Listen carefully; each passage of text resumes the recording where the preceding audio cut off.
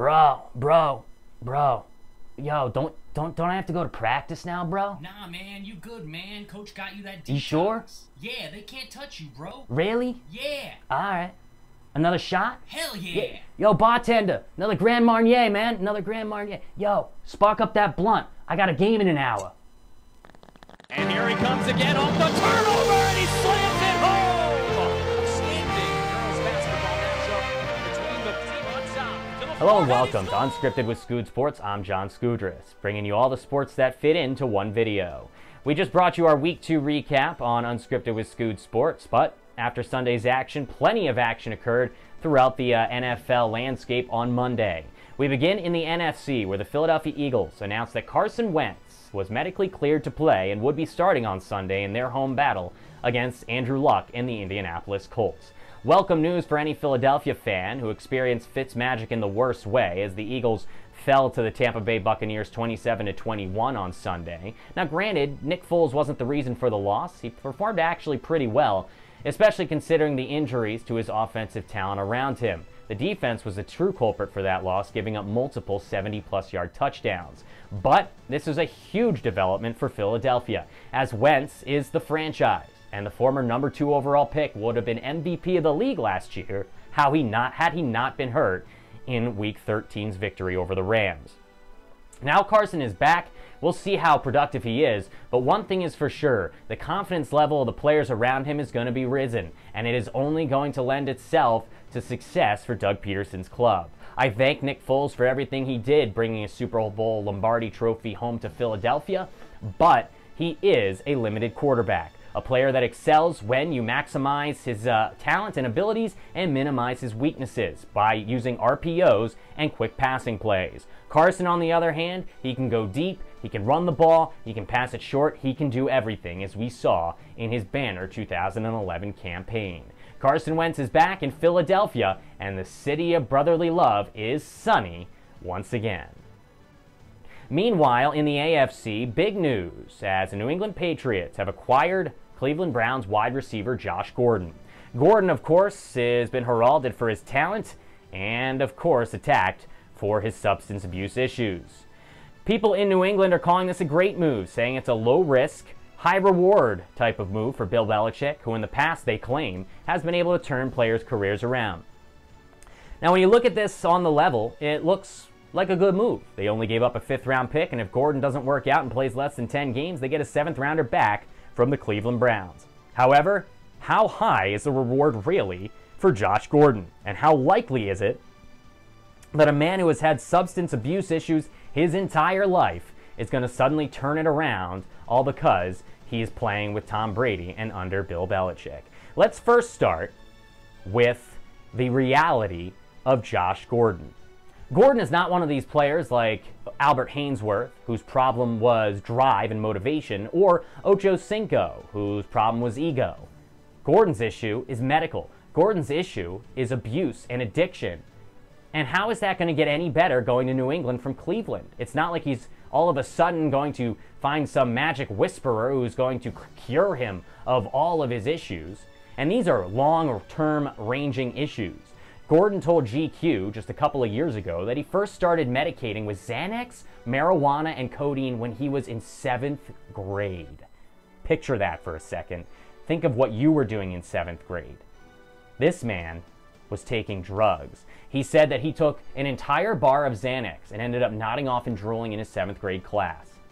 He said when the teacher's back was turned, he just kind of raised his hand and asked to go to the restroom real quick, and that was his first experience of a high in 7th grade. He was already out of control before he even hit college, and things only got worse from there. When attending the University of Baylor, as a sophomore, Gordon was arrested mid-season when police found him and teammate Willie Jefferson asleep in a car parked in the drive-thru lane of a Taco Bell at 2 a.m. Officers found multiple bags of weed in the car, and both players were charged with misdemeanor marijuana possession, though the charges were dropped. Interesting how the charges were dropped, because he was a D1 football player. Enablement. Gordon's coach at the time, Art Briles, also suspended him, which is pretty impressive considering the fact Art Briles can't get a coaching job anywhere right now because of his enabling actions while he was at Baylor. Gordon played 13 games that year, catching 42 catches. Meanwhile, the problems didn't end in his sophomore year. Gordon said that in October 2017 that a coach helped him cheat drug tests and that the coach instructed him to take multiple bottles of detox before the tests. He even was quoted as saying, "I've been enabled most of my life. I've been enabled by coaches, teachers, professors, everybody pretty much gave me a second chance just because of his ability." And that's happening again in New England. Art Briles suspended Gordon again before the start of his junior season because of an undisclosed rules violation, but Gordon has since revealed in interviews it was due to a failed weed test. Despite the suspensions, Gordon received transfer offers from multiple schools, saying he would smoke blunts and pop Adderall on the way to a few visits, eventually leaving Baylor for Utah in 2011. However, Gordon never ended up playing for the Utes. He said once he got to Utah, he tried cocaine for the first time and began taking Adderall daily. After failing another drug test, he returned home to Houston, where he began selling weed to support his family. Instead of taking a snap for the Utes, he decided to opt for the supplemental draft in 2012. After being selected by the Cleveland Browns in that draft, Gordon would go on to have a couple of solid years in Cleveland, mired, however, by those issues of substance abuse. Gordon told GQ that he had a pregame ritual where he would take bong rips and/or shots of Grand Marnier or whiskey before kickoff. I quote, "I would drink probably like half a glass or a couple shots to try and warm my system up, to get my motor running." Gordon estimated that he had something in his system for probably every game of his career, including those in college. He also said he would frequently miss meetings and show up late with bloodshot eyes. This is a man who has been enabled his entire life. He missed 2 entire seasons in the NFL because of suspensions due to substance abuse. And after failing again with the Cleveland Browns by suffering a hamstring injury in a promotional shoot and then showing up late to another team meeting looking disheveled, the worst franchise in football finally got sick of the enabling and finally let Josh Gordon go. But rest assured, much like a Republican politician running for office is by his constituents and by his fellow congressmen, he is enabled yet again, as the best franchise in sports have decided that they can't go on without a substance abuser like Josh Gordon, a player who has put himself over the team over and over again.